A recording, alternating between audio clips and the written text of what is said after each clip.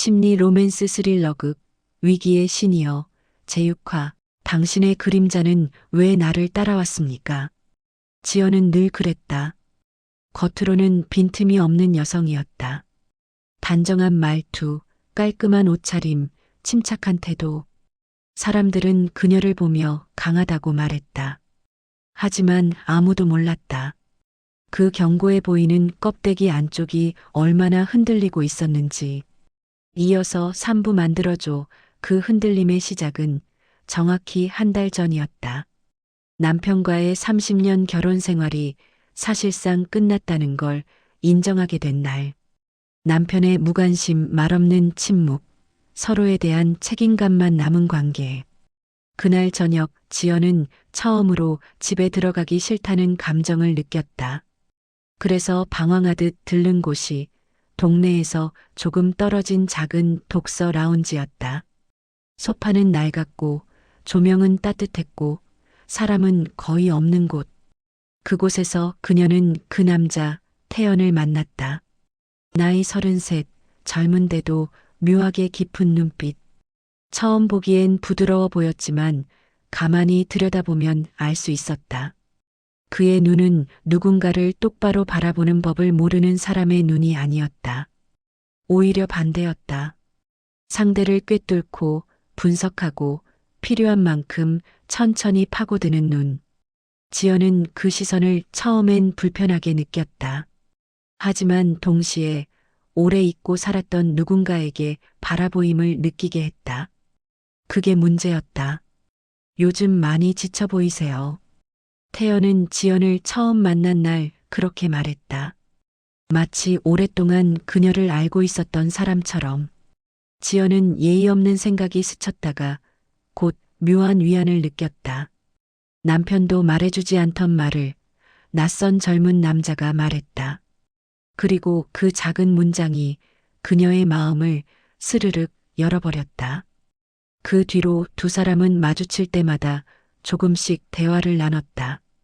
태연은 지연에게 불편할 만큼 친절했고 눈을 오래 맞췄으며 그녀의 말에 과하게 집중했다. 지연은 그것을 알면서도 거리를 두지 않았다. 잠깐이면 괜찮겠지. 그런 생각이 계속 그녀를 방심하게 했다. 그러던 어느 날 이상한 일이 시작됐다. 그날도 독서 라운지에서 책을 보고 집으로 돌아오던 길이었다. 늦은 밤 조용한 골목길. 지연은 가로등 아래 떨어지는 자신의 그림자를 바라보며 걸었다. 그런데 그 그림자 뒤편 분명 아무도 없어야 할 곳에 두 번째 그림자가 겹쳐 있는 듯 했다. 지연은 뒤를 돌아봤다. 아무도 없었다. 그래서 그냥 피곤한 탓이라고 생각했다. 그러나 집 앞에 도착해서도 묘한 느낌은 사라지지 않았다. 등 뒤에서 누군가 미세하게 숨을 고르고 있는 듯한 느낌. 문을 열며 뒤돌아봤을 때 멀찍이 서 있는 형체 하나가 보였다. 황급히 고개를 돌렸지만 이미 사라지고 없었다. 지연은 그날 밤 잠을 이루지 못했다. 그리고 다음 날 독서 라운지에 가자마자 태연이 이렇게 물었다. 어제 무섭지 않았어요? 지연은 심장이 턱 내려앉는 기분을 느꼈다. 어제요? 무슨 뜻이에요?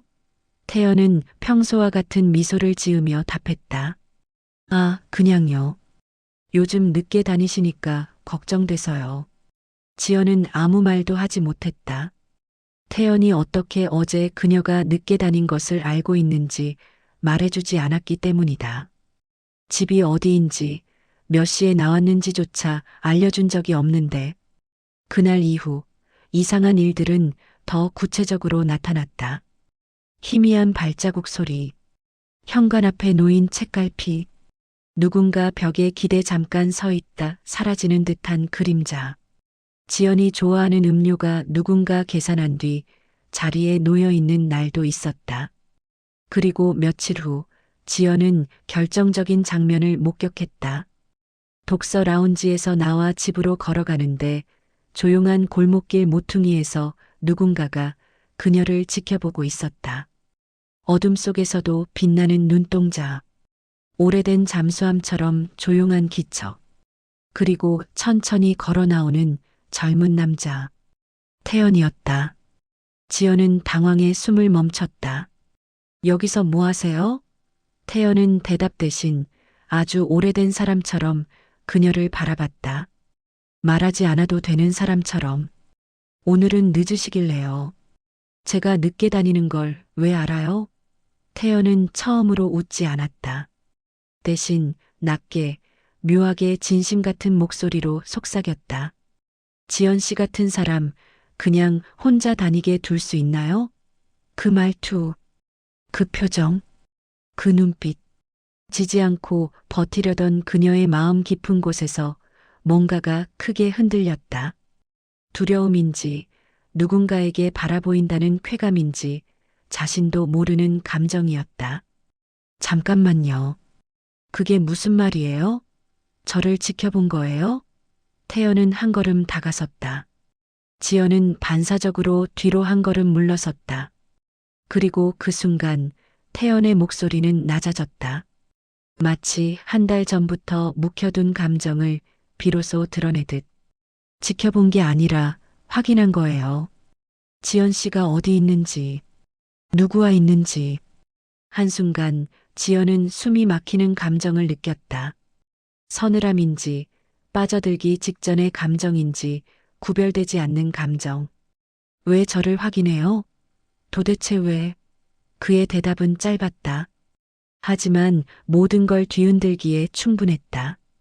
제가 필요하잖아요. 지연 씨는 아직 그걸 모를 뿐이고. 지연은 말문이 막혔다. 두려운 혼란이 온몸을 휘감았다.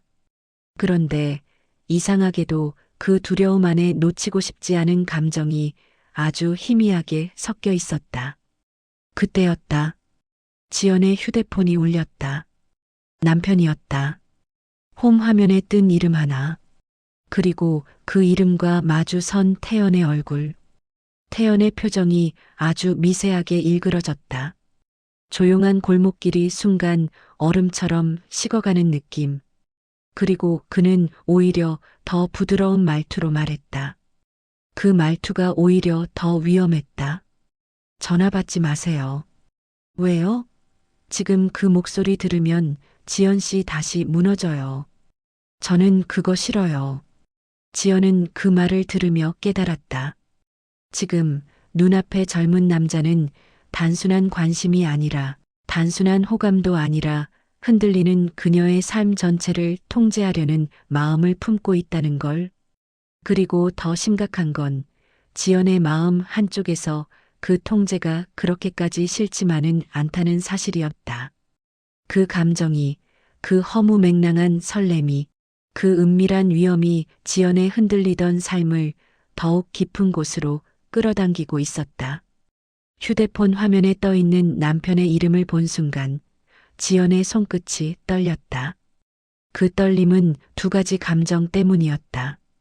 하나는 아직도 남편에게서 완전히 벗어나지 못했다는 현실.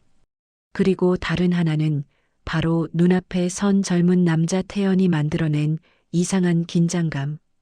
그는 한 걸음도 움직이지 않고 있었지만 지연은 도망칠 곳이 점점 줄어드는 느낌을 받았다. 전화 받지 마세요. 태연의 목소리는 낮고 단단했다. 명령도 아니고 부탁도 아니었다. 그 중간 어딘가 설명하기 어렵지만 절대 쉽게 거역할 수 없는 목소리였다. 지연은 잠시 숨을 고르고 말했다. 왜요?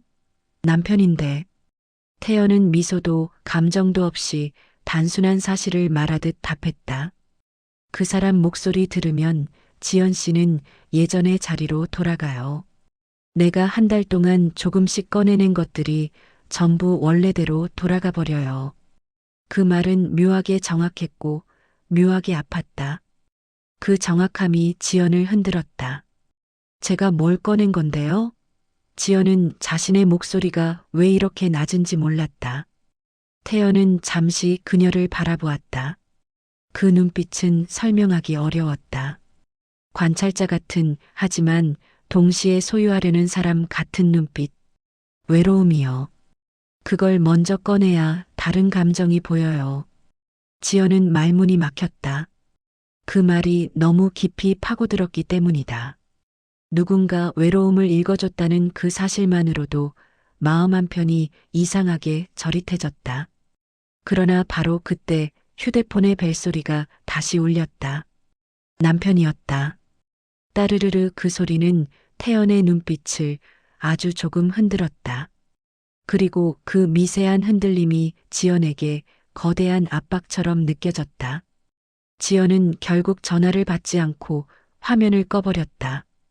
그 행동이 무엇을 의미하는지 본인도 정확히 말할 수 없었지만 태연은 그것을 너무 잘 알고 있었다. 잘하셨어요. 그가 낮게 웃었다. 지연은 불안해졌다. 그 웃음은 마치 이제부터는 내 영역이다. 그렇게 말하는 것처럼 느껴졌기 때문이었다. 저 집에 가볼게요.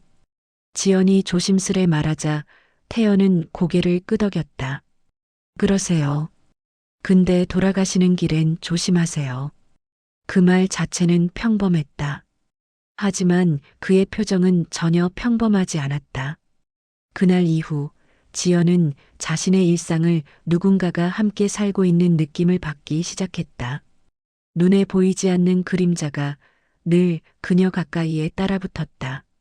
어느 날 퇴근 후 지연은 현관에서 이상한 낌새를 느꼈다. 신발의 방향이 약간 다르다던가, 어제 둔 책이 조금 다른 위치에 있다던가. 처음엔 스스로 부주의했다고 생각했다. 하지만 두 번째, 세 번째 반복되면서 지연은 거의 확신했다. 누군가 집에 다녀갔다. 그 순간 떠오른 얼굴은 단 한 명이었다. 태연. 그러나 증거는 없었다. 문도 제대로 잠겨 있었고 침입 흔적은 전혀 없었다.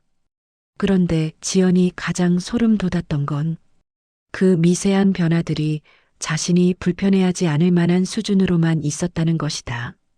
너무 많이 어그러져 있으면 바로 신고해 버렸을 것이다. 하지만 그 변화는 지연이 단지 기분 탓인가? 라고 고민할 정도였다. 마치 지연의 심리를 정확히 알고 있는 사람처럼.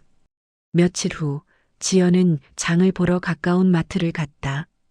카트를 밀고 지나가는데 쌀쌀한 시선 하나가 등을 스쳤다.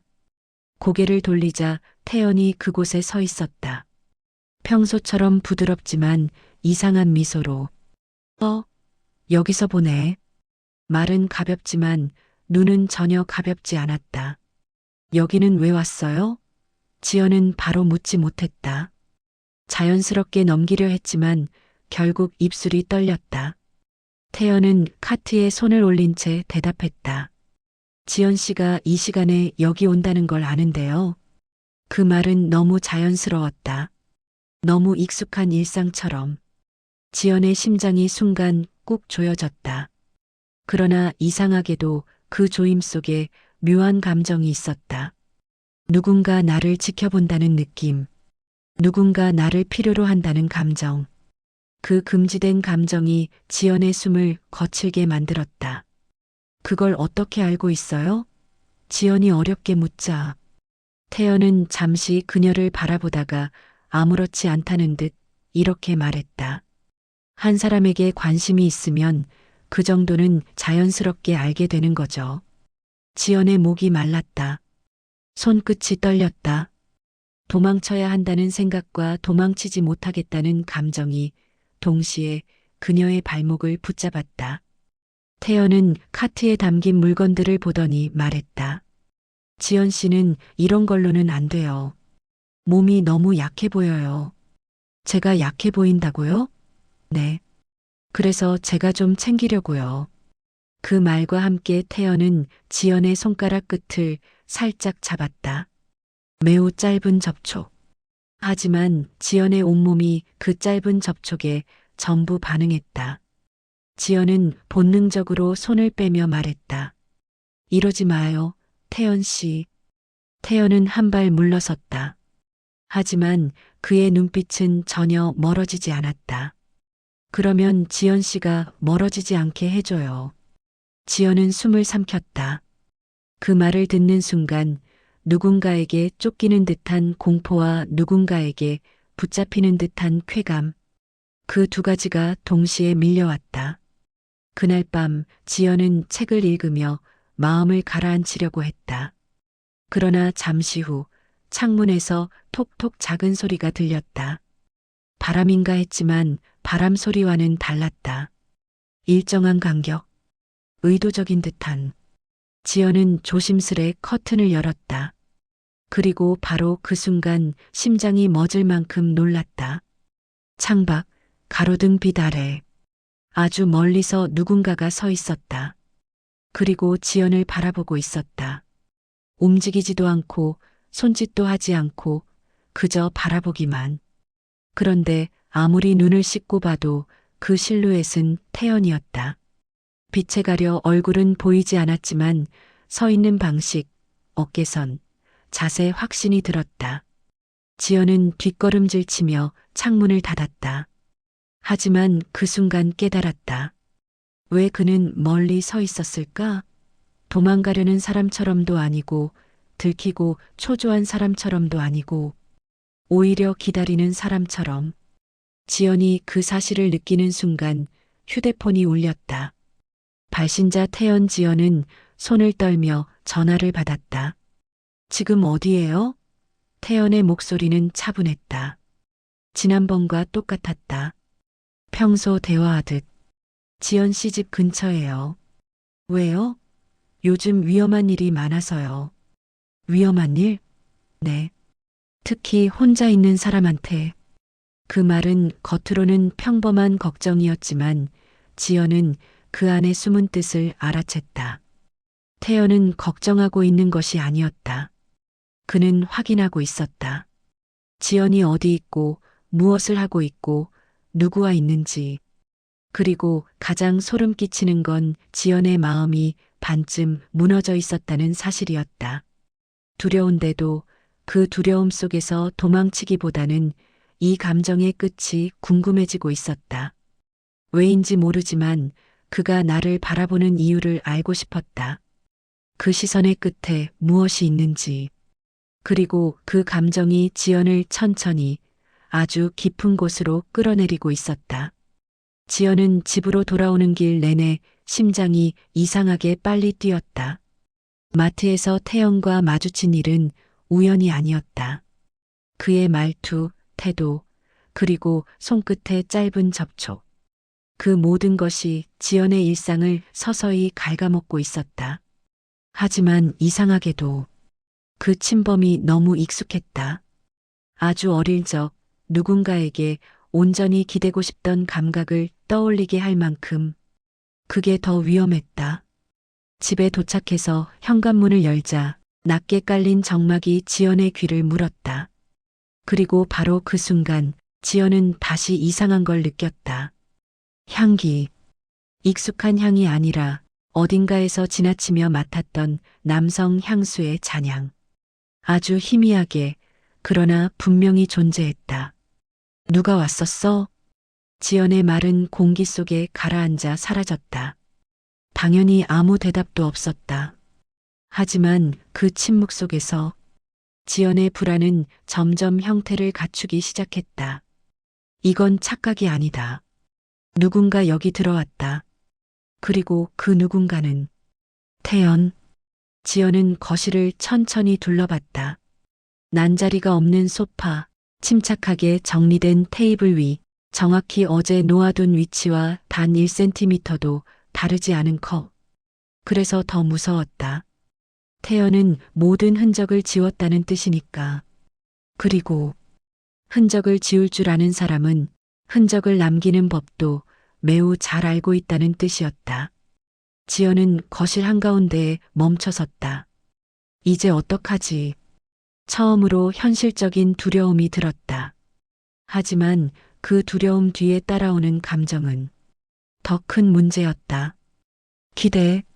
설명할 수 없는 하지만 분명 존재하는 기대. 누군가 자신을 바라보고 필요로 하고 지켜보고 있다는 감각. 그 감각이 지연이 30년 동안 단 한 번도 느끼지 못했던 감정과 연결되어 있었다. 남편은 늘 무관심했다. 대화를 하면 한 박자 늦게 듣고 감정은 무뎌져 있었고 지연이 무엇을 느끼는지 궁금해하지 않았다. 그런데 태연은 과도할 정도로 알고 있었다. 지나칠 정도로 깊이 들여다보고 있었다. 때로는 숨이 막힐 만큼. 하지만 그 안에는 지연을 지켜본다는 강력한 메시지가 있었다. 자신을 중요한 존재로 느끼게 하는 오랫동안 잊고 살던 감각. 그 감각이 오늘따라 더 짙게 피어올랐다. 다음 날 지연은 독서 라운지에 가지 않기로 했다. 아니, 갈 수 없었다. 그곳에 가면 태연이 반드시 있을 것이고 그와 마주치면 자신이 어떤 표정을 지을지 지연은 전혀 자신하지 못했다. 그날 저녁 지연은 오랜만에 남편과 마주 앉았다. 식탁에는 조용한 식기 소리만 울렸다. 남편은 평소처럼 숟가락을 움직이며 말했다. 어제 전화 왜 안 받았어? 그 질문은 단순했다. 하지만 지연의 가슴은 단단히 죄어왔다. 바빴어요. 짧은 대답.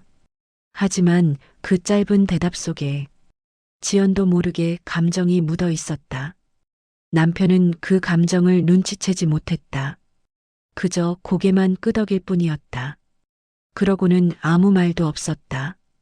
늘 그렇듯 대화는 그걸로 끝이었다. 그 순간 지연은 다시 생각했다. 태연이 맞았다.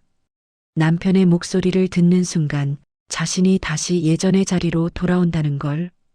희미한 무력감, 말하지 않아도 서로 무너진 결혼 생활, 그리고 아무도 나를 바라보지 않는다는 사실. 지연은 갑자기 숨이 막혔다. 지연 씨가 그 사람 목소리 들으면 다시 무너져요. 태연의 목소리가 머릿속에서 또렷하게 울렸다. 지연은 숟가락을 내려놓았다. 아직 늦지 않았다. 지금이라도 태연에게서 거리를 두면 된다. 그는 위험하다.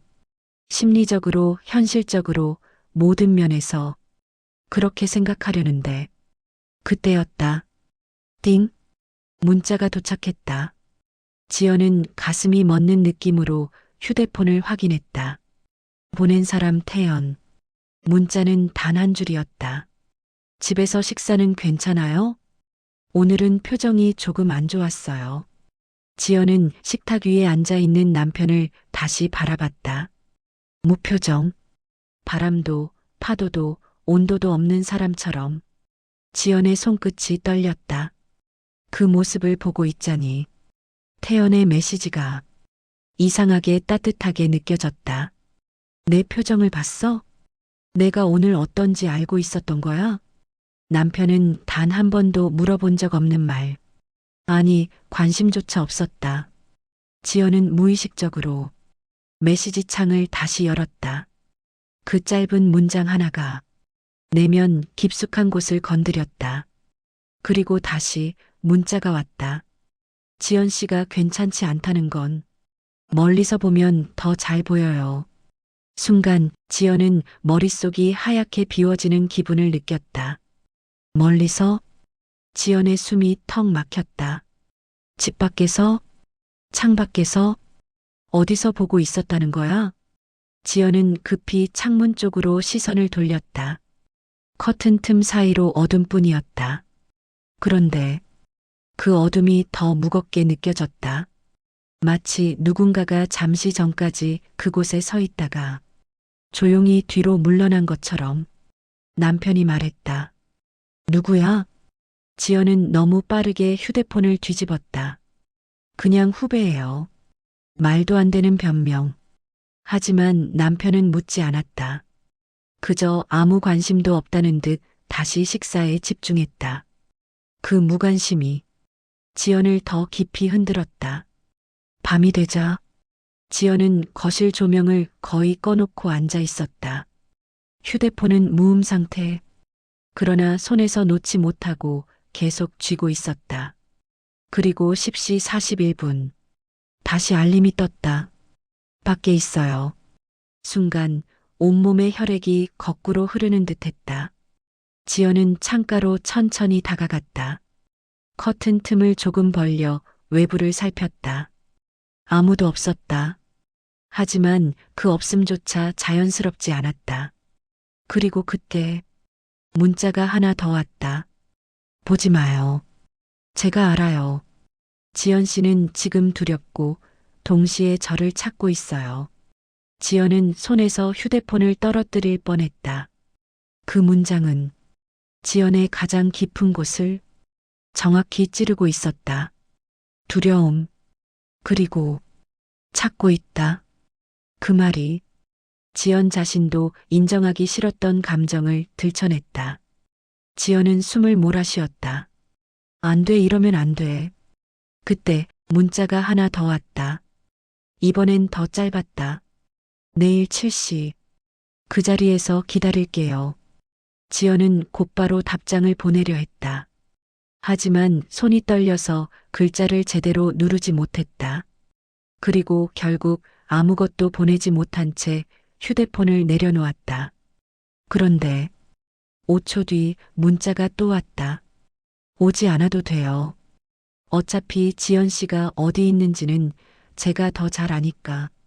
지연은 그 문장을 읽고 등골이 서늘해지는 동시에 이상한 열이 가슴에서 올라오는 것을 느꼈다.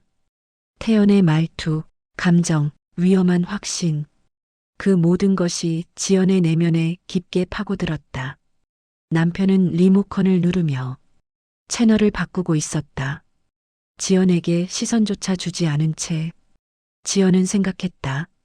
지켜보는 남자와 보지 않는 남자, 둘 중 어느 쪽이 더 무서운 걸까? 그리고 지연은 자신도 모르게 커튼을 다시 닫으며 속삭였다. 내일 가지 말아야지. 그러나 그녀의 가슴은 정반대의 말을 하고 있었다. 가야 한다. 어차피 그는 알고 있을 거니까. 지연은 양손으로 얼굴을 가렸다.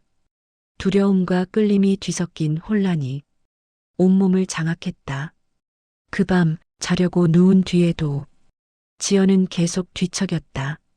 그리고 새벽 2시 13분. 알 수 없는 이유로 눈을 떴다. 방 안은 고요했다. 남편은 뒤돌아 누워 잠들어 있었다. 그런데 거실 쪽에서 아주 사소한 소음이 들렸다. 톡! 무언가 가볍게 놓이는 소리. 지연은 몸이 얼어붙었다. 귀를 기울였다. 다시 톡! 책을 책상에 내려놓는 소리처럼 지연은 숨을 멈추었다. 그리고 이내 휴대폰이 진동했다. 메시지 하나. 지연 씨, 문 잠그는 소리가 조금 늦었어요. 지연의 맥박이 무서운 속도로 뛰기 시작했다. 방 안의 공기가 점점 무거워지며 지연은 자신도 모르게 창백해졌다. 태연이 있었다. 어디까지 들어온 건지 알 수 없었다. 그저 확실한 건 단 하나. 내일 7시는 이미 정해진 운명처럼 기다리고 있다는 것. 그리고 지연은 그 운명에서 도망칠 수 없다는 걸 점점 깨닫고 있었다.